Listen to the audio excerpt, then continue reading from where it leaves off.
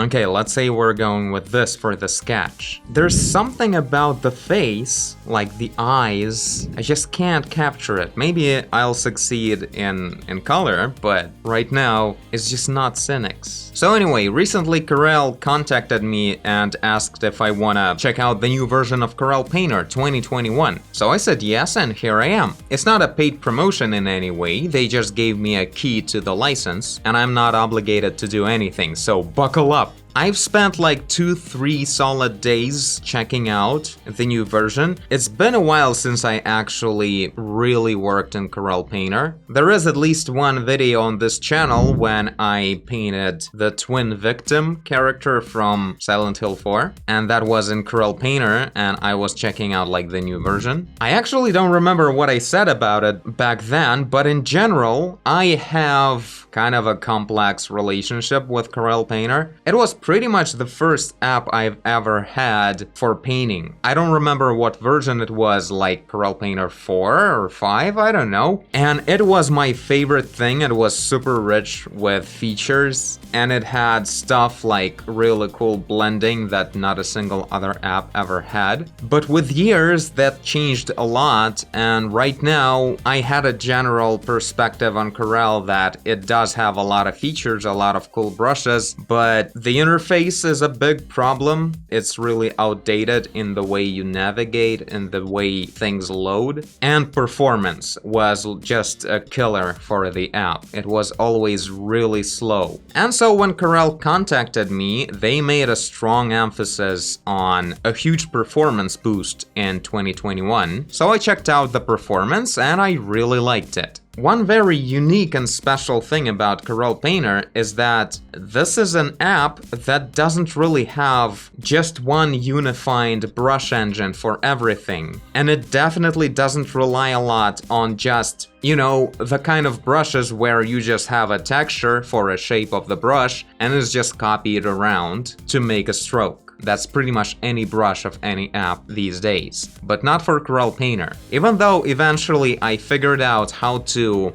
get to work with brushes that use that kind of engine, so this is pretty much one of the brushes like that. And it has blending, and this is just a copied shape that looks about like this with a grain texture, meaning the canvas texture that shows up underneath the brushstroke, and it has a nice averaging blending that you can control with pressure whenever you want inside of one brushstroke. So just the kind of brush behavior that I'm really used to. But thing is, this kind of brushes is only a small set of brushes inside of this department: chalk, pastel, and crayons. You choose any brush in here and, well, if you're lucky, there's no consistency in that sense. There's no consistency in a way like you could find a collection of brushes where everything would be just different shapes, but generally texturized brushes that apply blending when you press slightly and add new color when you press harder, something like that. Something that I'm used to get in most apps. In here, you really need to read what the brush is about.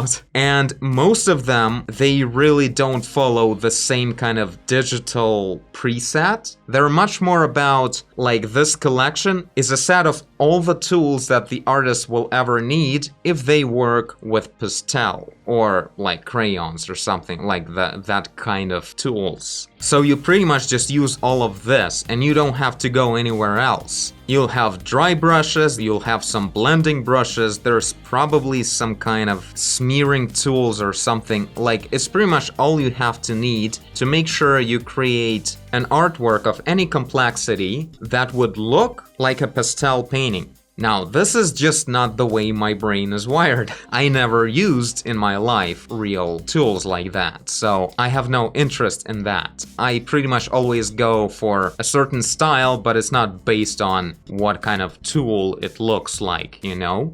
You know. So that was my biggest fear at first. I thought like there's a lot of brushes, but they're all like weird, I guess. And I think a lot of people have a problem with Corel Painter in that department as well, is that you find a good brush like oily bristle, whatever that means, you know? And here it does, like making a quick little stroke with paint, and then I'm just blending things around like this. And like 75% of brushes that have a word oil in them will have this kind of behavior, which I just can't stand. I can't stand when the brush runs out of paint. And it took me a surprising amount of time to figure out where that setting is located that makes brushes lose paint with time. Because it's not that straightforward to just turn it off. I'll maybe eventually make a video about how to set up brushes just to have a generic my kind of blending brushes. But for now, let's just say it's possible. You can figure it out and things work pretty well, but everything is named differently. Settings have very different vectors that you have to combine to get the needed result. Well, a completely different workflow, really. So there's that. The performance turned out to be amazing. This is a 4x3K canvas right now, so it's not huge, but this is a blending brush, and this is the performance I'm getting. This is pretty epic. But what I was going for with the whole performance and unusual brushes is that you can see right here, this particular brush right now, Chunky Oil Pastel, it uses multi-core of your CPU. It uses AVX2 technology of modern processors. So you can see, for me, it's an orange. My CPU is not really new. It's 6-core, 12-thread, which is great, but I gotta update to get that, so I don't even know what that would mean. What kind of performance boost would I get? I'm pretty happy without it, but... And this brush is also using the GPU. When you choose different brushes, like very different brushes, like here you go, the brush that uses a really cool brush engine right here that I rarely see in any other app. It creates, like, these are, well, not vector, but they're generated bristles of variable size and opacity. So you can generate inside of a circle a different amount of these bristles like this, and have this very natural look that makes the brush appear like it's really wet. So I really like this particular way of creating a brush.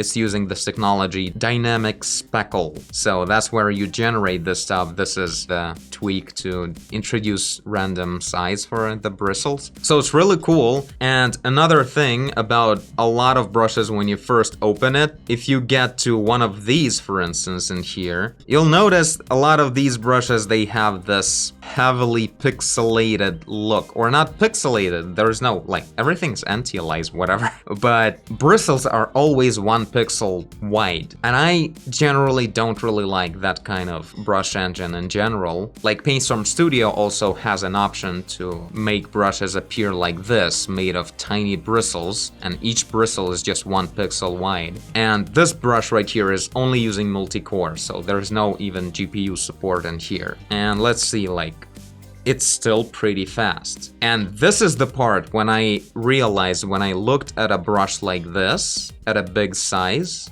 this performance, when I compared this to Paintstorm Studio with also this kind of bristly mode turned on, Paintstorm Studio just dies there. It's so much slower. Like, here we are, this is Paintstorm Studio, and this is a normal brush that's just duplicating the shape, and that's it. And here I am turning on this bristle mode, and it's using GPU in here, but, well, this is a lot worse. This is the same size of the canvas, but wow, this is really slow. And in here, I'm even getting like a bigger brush a bit, and it's totally usable at maximum size. Anyway, my point is, the performance is really there, which made me very interested in the app again. And since I have a rich history with Corel Painter, it really feels exciting, and I decided to spend some time and figure it out, you know, find the good workflow, set up some hotkeys, and I gotta say, I don't really want to go back to iPad right now. partially because I am a big fan of the screenless tablet setup, where my hand can rest on the table and I can look forward on the screen. Much nicer. But also just because how nice of a brushwork you get in here. How cool the blending engine is. It's something that I can't really put my finger on, but Corel Painter is one app that always blended colors in a way that you just get prettier colors as a result always, comparing to other apps. And it's not just that. I don't know, like, again, it takes a lot of time to figure out anything that's happening under the hood for any brush, but Corel Painter was always this one app where if I just select a pencil and I start drawing with it, I know I'll have the best lines ever. Thing is, this app by default uses a certain level of smoothing of your lines in a way that you don't really notice it, like it's not aggressive or anything, but it's just enough to make your lines always look kinda cool. Just a little bit cooler than in any other app.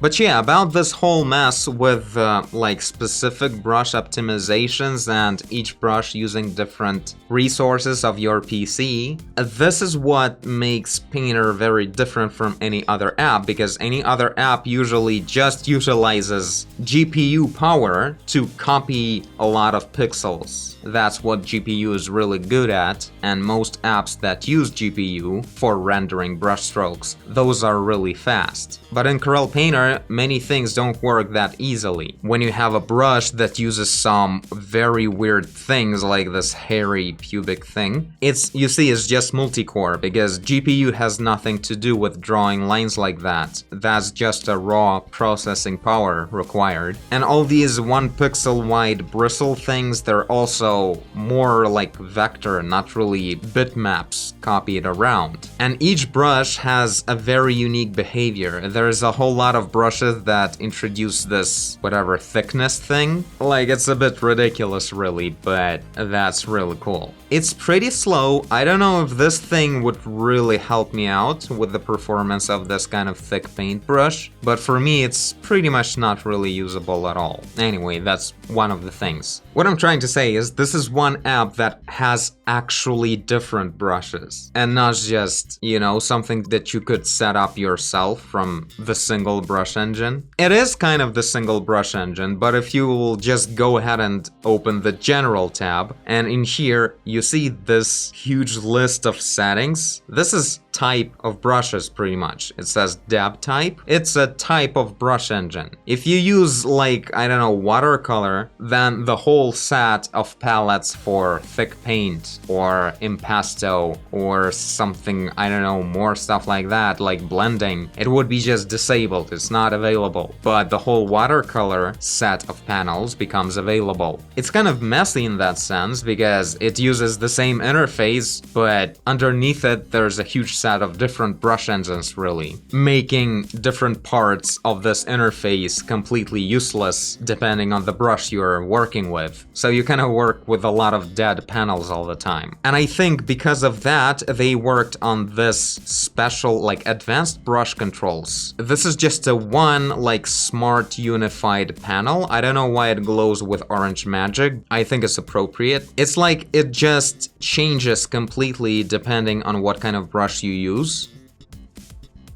There you go, you saw it completely changed, because it's just literally picking up the panels that make sense for your brush at the moment. And they kind of solved it. It became a very clean one panel that I need to work with no matter what kind of brush I have. And it has two main departments with these two buttons that take way too much space. But shape and media. Shape is pretty much everything that changes the shape of your brush tip, and not only tip. And media is all about how colors work around. So opacity, grain, and the blending, impasto, all that stuff, like color variations. So pretty much what we're having here is an incredibly mature, super old app with huge legacy of brushes and different brush engines. And with these pretty intense improvements to the performance and the user interface, it actually starts like really working together. I'm usually actually not a huge fan at all of apps with big legacy, because they have a lot of stuff that's just dead and no one really needs it, but they can't throw it away because it won't support the older versions of documents or something, so you have to keep everything in. But in this case, they just made it work, and it became a very, like, saturated, rich set of tools that just makes you inspired with that fact alone. It's kind of cool. Anyway, that's what I have to say for now. I'll just keep working on the Sinix Design portrait I have here. In case you guys don't know, Sinix Design is a YouTuber that only works in Corel Painter. I've never seen him using any other app. So check him out if you're interested in Corel Painter or just in painting in a really cool style. And yeah, I decided to make a little portrait of Sinix just because it seemed like a perfect thing to do. Also, a huge challenge because I don't remember the last time when I actually painted someone from a photo. I love this brush, Thick Sargent. How do you like that? Boy. But yeah, this brush is just insane. Such beautiful textures appearing everywhere in this very special kind of blending engine here. So anyway, I'll keep painting, hoping it will turn out decent, and my future self will tell you some more about Corel Painter 2021. Oh crap, now I have to... Okay, so let me tell you a bit deeper about the performance and some other improvements that I found very worth noting about the version 2021 and actually 2020 as well. First of all, both 2020 and 2021 have this new feature called something like Brush Optimizer Performance Booster Analyzer. When you first launch Painter, you'll find a little menu item called Performance, and when you go there, you can analyze your system and see what your system might lack. In my case, it was this AVX2 technology. You can see how much boost for the performance you get from your GPU. And what I noticed in 2021 is that I had a much higher performance boost score from GPU comparing to 2020. Which sounds great, but I don't know, I didn't really notice a lot of difference in performance between the two apps, and it makes me wonder if this AVX2 bottleneck is actually slowing things down in a way that I don't see any difference in performance. I actually looked it up, what this AVX2 means. A couple of interesting notes on Wikipedia said that this technology is suitable for floating point intensive calculations in multimedia, and also it increases parallelism. Anyway, two words were interesting. Floating point intensive calculation in multimedia,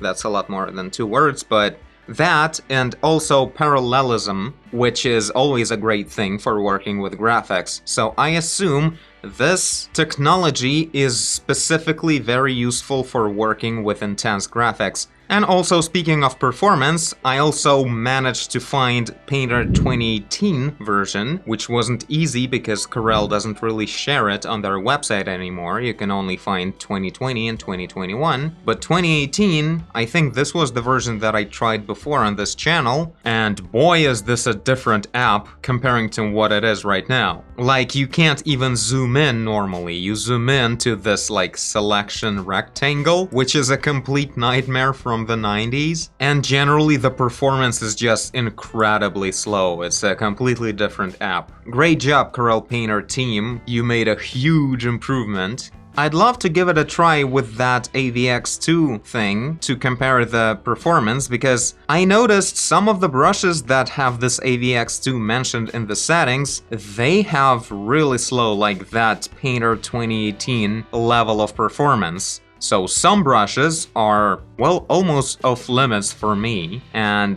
this orange circle really makes a good clue for what's going on. You can actually use a search bar for brushes and look it up, like actually type in AVX2 and search all the brushes that require it. So that's where you know what's gonna lag on my system. Very useful.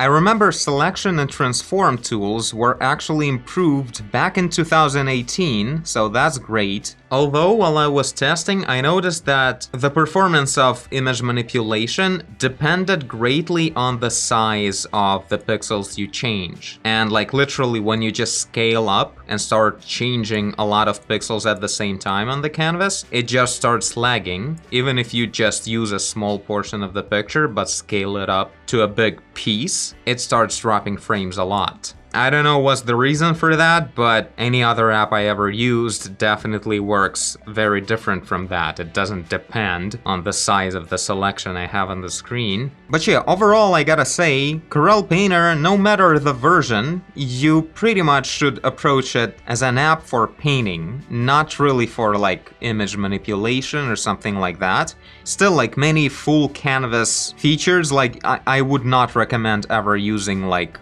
blur filter for the canvas because that thing just loads forever. So yeah, I guess that's all I have to say about the new features and improvements in 2021. If you're interested in what you saw, or maybe you were interested in Corel Painter in general for a while, but you couldn't really use it for some of the reasons that I mentioned before, you can go ahead and check out the trial version, run that performance optimization benchmark and see if your system is ready for all the performance boost stuff and if it's worth for you to look into Corel Painter again. Yeah, I really don't know what else to say. There's some time this guy keeps painting. Well, let's just have a look and see what else he has to say. This is kind of weird.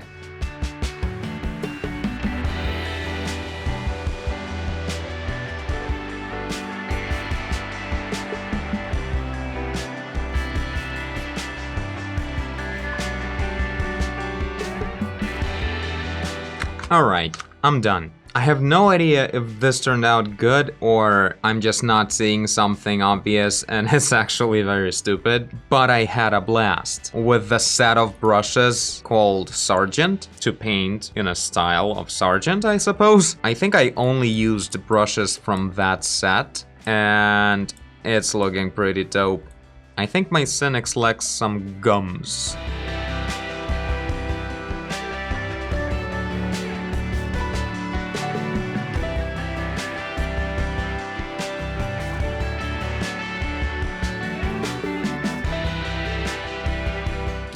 Alright, this is it. Tell me guys what you think about the result, and what are your thoughts on Corel Painter. For now, this is it. Thank you guys for watching, and I'll see you in the next one.